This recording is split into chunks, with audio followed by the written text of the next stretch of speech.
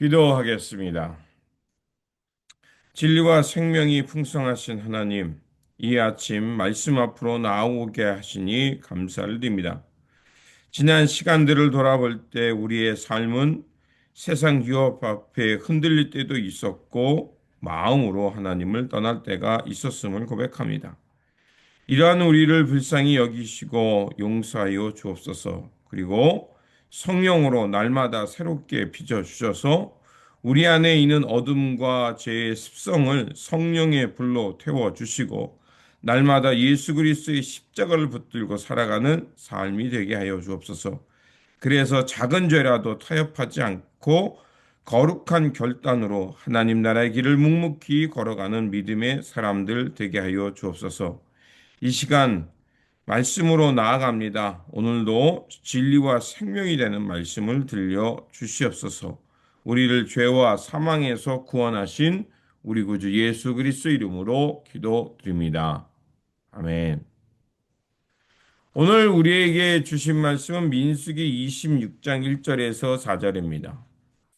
연병 후에 여호와께서 모세와 제사장 아론의 아들 엘르아살에게 말씀하여 이르시되 이스라엘 자손의 온 회중의 총수를 그들의 조상의 가문을 따라 조사하되 이스라엘 중에 20세 이상으로 능히 전쟁에 나갈 만한 모든 자를 계수하라 하시니 모세와 제사장 엘르아살이 여리고 맞은편 요단가 모압 평지에서 그들에게 전하여 이르되 여호와께서 애굽 땅에서 나온 모세와 이스라엘 자손에게 명령하신 대로 너희는 20세 이상 된 자를 계수하라 하니라.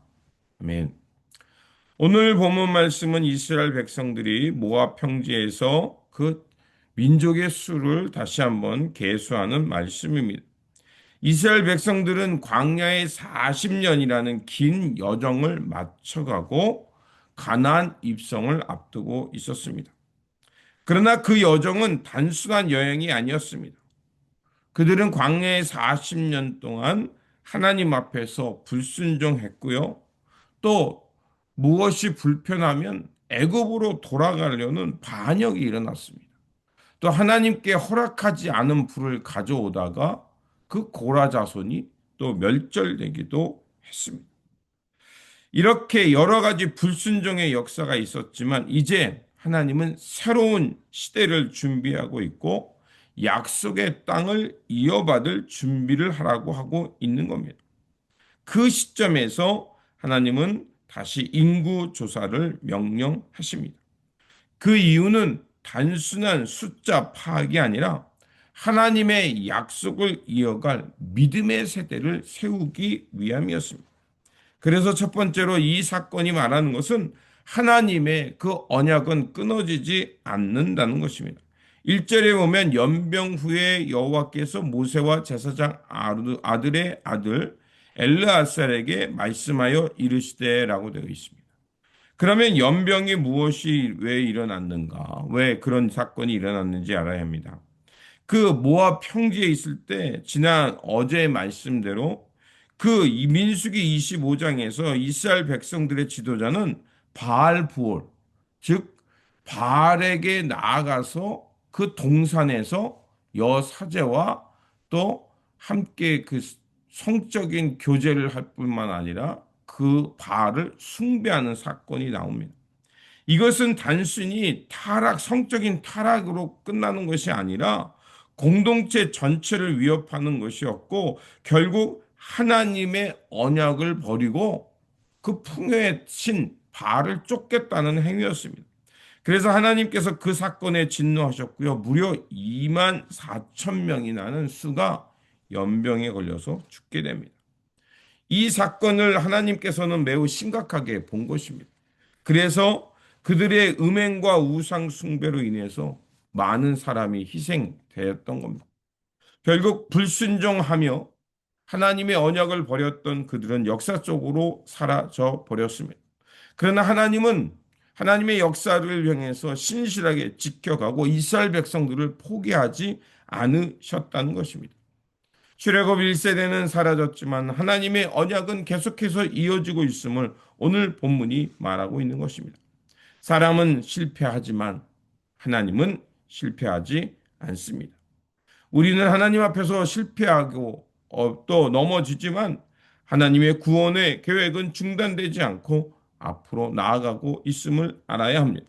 그렇게 교회와 성도들의 사명도 마찬가지입니다. 우리가 하나님 앞에서 때로는 실패하지만 하나님의 교회는 결코 끊어지지 않고 역사를 이어간다는 것입니다. 두 번째로 하나님께서 이 계수하라는 사건은 다음 세대를 준비하라는 것입니다. 그래서 이스라엘의 수가 총 몇 명인지 알라는 겁니다. 그 사건은 하나님께서 이제 가나안 땅에 들어가서 땅을 분배하기 위한 조사였던 겁니다.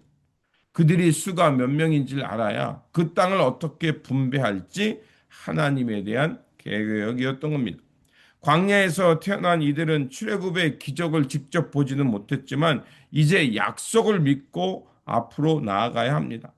그래서 바로 이것이 이 우리의 믿음의 공동체 사명이기도 한 것입니다.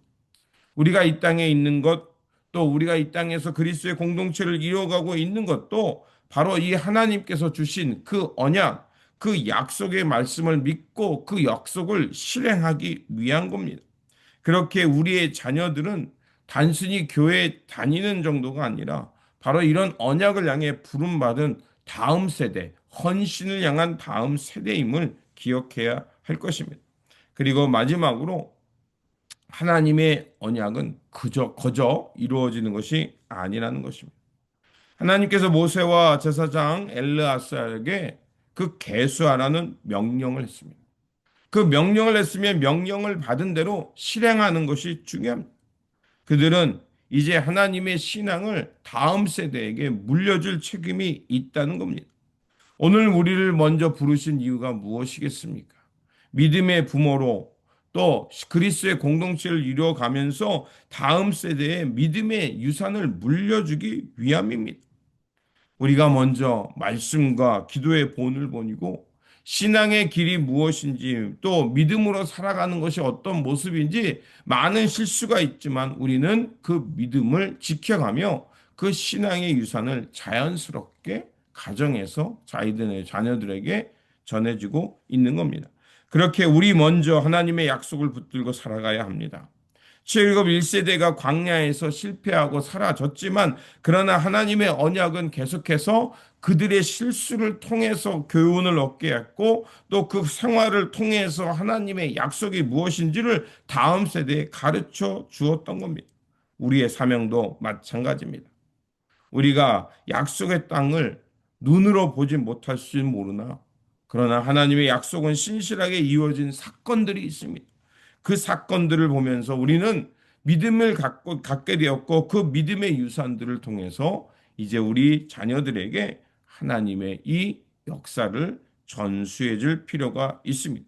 그렇게 오늘 일하는 이 시간을 통해서 우리도 하나님의 약속 위에 바르게 서서 믿음으로 살아가는 이 훌륭한 유산을 만들어 가시기 바랍니다. 그래서 하나님은 숫자보다 믿음의 헌신, 그 말씀에 순종해 가는 삶을 기뻐하십니다. 그러므로 오늘 우리에게 주어진 이 삶의 자리, 하나님의 말씀에 헌신하면서 하나님 나라를 계승해 가는 귀한 믿음의 사람들, 순종의 사람들 되시기를 주님의 이름으로 축원드립니다. 기도하겠습니다.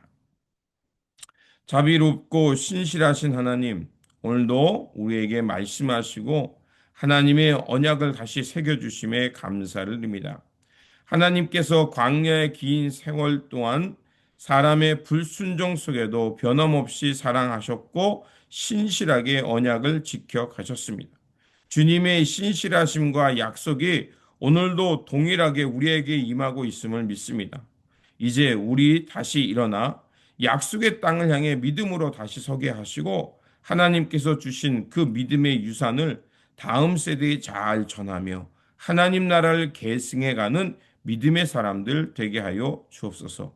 우리를 구원하여 주시고 생명의 길로 인도하여 주시는 우리 구주 예수 그리스도의 이름으로 기도드립니다. 아멘.